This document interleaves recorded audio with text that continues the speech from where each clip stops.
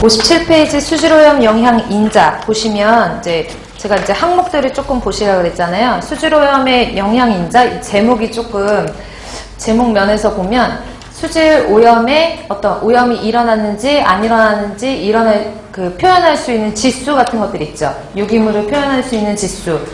여러분들이 가장 많이 들으시는 뭐 BOD라든지 COD라든지 이런 것들을 이제 순차적으로 공부를 하시는 부분이 수질오염 영향 인자라고 해서 BOD, 뭐 COD, DO, DO는 앞에서 한번 했는데 그 다음에 SS, 뭐 콜로이드 이런 순서대로 되어 있어요. 그래서 이제 이 부분을 잘 들어 놓으셔야지 그 BOD라든지 COD 같은 것들은 시험 문제 많이 출제가 되기 때문에 잘 들어 놓으셔야지 되는 부분이라 제가 간단하게 정리를 하면서 그 다음에 넘어가도록 할게요. 그래서 첫 번째로 수질오염 영향 인자라고 해서 BOD를 보시면 제가 번호로 쓰면은 다음 시간에 몇 번까지 썼는지 기억이 잘 안 나가지고 그냥 표시를 이렇게 해드릴 테니까 여러분들 나름대로 필기를 하시면 되고요. 그래서 일단은 BOD라는 거는 여기 나와 있지만 바이오케미컬 옥시전 디맨드라고 해서 생물화학적 산소 요구량이에요. 그쵸? 생물화학적 산소 요구량으로 일단은 굳이 정의라고 보면 수중에 있는 유기물을 주로 이제 호기성 미생물이 산화분해할 때 먼저 쓰고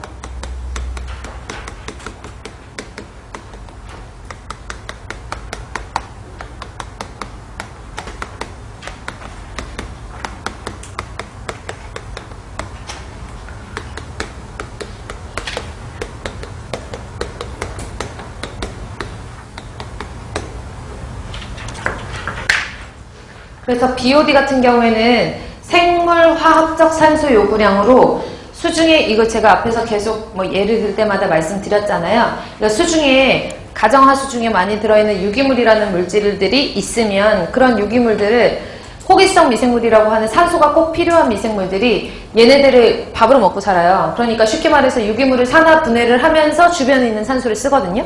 그럼 생각을 해보시면 유기물이 많으면 그 유기물이 많은 만큼 호기성 미생물들이 유기물을 많이 분해하면서 산소를 많이 쓸 거 아니에요. 무슨 말인지 가시죠? 그러니까 BOD가 높다라는 것 자체가 원래는 소비하는 산소량이 많다라는 얘기인데 소비하는 산소량이 많다라는 얘기가 곧 유기물량이 많다라는 얘기니까 BOD를 이제 유기물을 표현하는 하나의 지수로 사용을 하는 거죠. 이해 가시죠?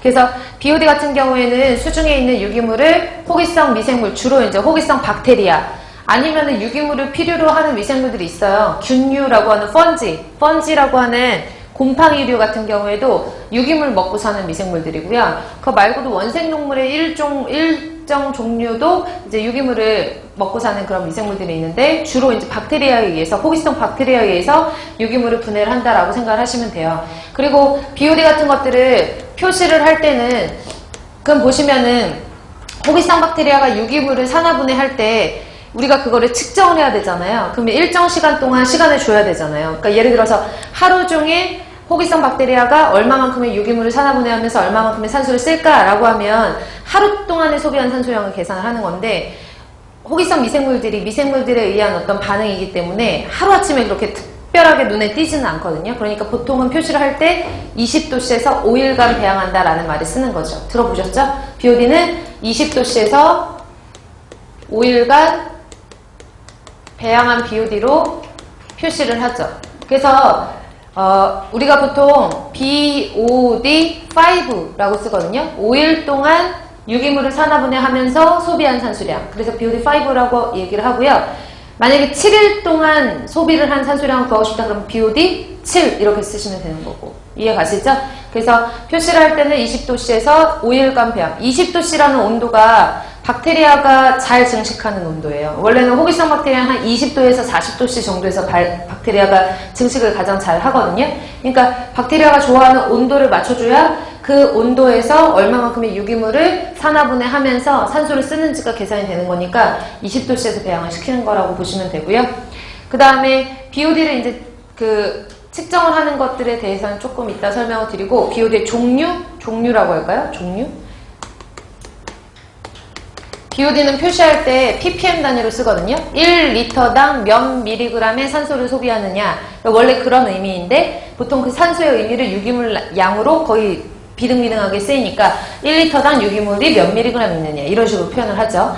그 다음에 BOD의 종류를 보시면, 종류라는 말이 조금 이상하긴 하지만 보통 박테리아가, 제가 좀 쉽게 설명을 하면, 미생물이라고 하는 호기성 미생물이 주로 박테리아라고 했잖아요. 그럼 이 호기성 박테리아에게 유기물을 주었어요. 그 유기물의 성분들 아니면 박테리아가 영양 성분으로 삼는 이런 물질들을 주잖아요. 그러면 사람도 밥 반찬들을 이렇게 쫙 깔아놓고서 밥을 먹을 때 자기가 먹고 싶은 거 먼저, 자기가 좋아하는 거 먼저 젓가락 이렇게 가잖아요. 싫어하는 거부터 가는 사람 별로 없잖아요. 그쵸? 그러니까 박테리아한테 유기물을 깔아놓고 너네 먹어라. 그러면 뭐 먼저 분해를 시키냐면 유기물 안에 있는 탄소화합물부터 섭취를 하기 시작해요. 그러면서 산소를 쓰는 거예요. 이해 가세요? 그러면 얘가 지금 Y축을 BOD라고 하고, 그러니까 산소 요구량이죠. 얼마만큼 산소를 썼는지, 그리고 얘가 시간이라고 보면 보통 박테리아가 유기물이 공급됐다라고 했을 때, 즉 얘네한테는 먹이가 공급된 거고 사람들한테는 그 오염물질이 많이 유입된 거라고 봤을 때 박테리아한테 유기물을 던져주면 얘네가 뭐부터 분해한다고요? 탄소화합물. 그러니까 사람들이 탄소화물을 섭취해서 에너지를 쓰는 거랑 거의 엇비슷한데 박테리아는 탄소화물 대신에 탄소화합물을 먼저 분해를 해요. 그래서 탄소화합물을 분해하면서 호기성 박테리아니까 주변에 있는 산소를 쓰겠죠. 산소를 막 처음에 얘가 산소 소비량이니까 산소 소비량이 이렇게 늘어나다가 어느 시점 되면은 이제 탄소화합물이 분해할 게 없으면 산소 소비량이 더 이상 증가하지 않는 이런 식으로 그래프가 된단 말이에요. 이해 가시나요? 얘를 탄소화합물을 산화 분해할 때 소비한 산소량이다 라고 해서 CBOD라고 얘기를 하고, 다른 말로 탄소성 BOD라고 얘기를 하고, 탄소성 BOD라고 얘기를 하고, 아니면 1단계 BOD라고 얘기를 해요. 1단계 BOD.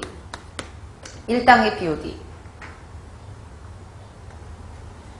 그러면 얘 정의가, 탄소성 BOD의 정의가 뭐냐면 수중의 유기물을 호기성 박테리아가 산화 분해할 때 소비하는 산소량, 그럼 BOD라고 그랬잖아요. 그쵸? 근데 얘는 탄소성 BOD니까 수중에 있는 유기물 중에 뭐를? 탄소화합물을. 이해 가세요? 그래서 탄소화합물을, 수중에 있는 탄소화합물을 호기성 미생물이 산화 분해할 때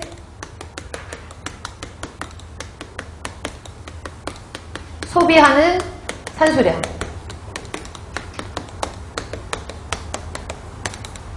이렇게 보시면 돼요. 탄소성 BOD 같은 경우에는 수중의 유기물질 중에서 탄소화합물을 호기성 박테리아가 산화 분해할 때 소비하는 산소량, 이게 탄소성 BOD. 됐나요?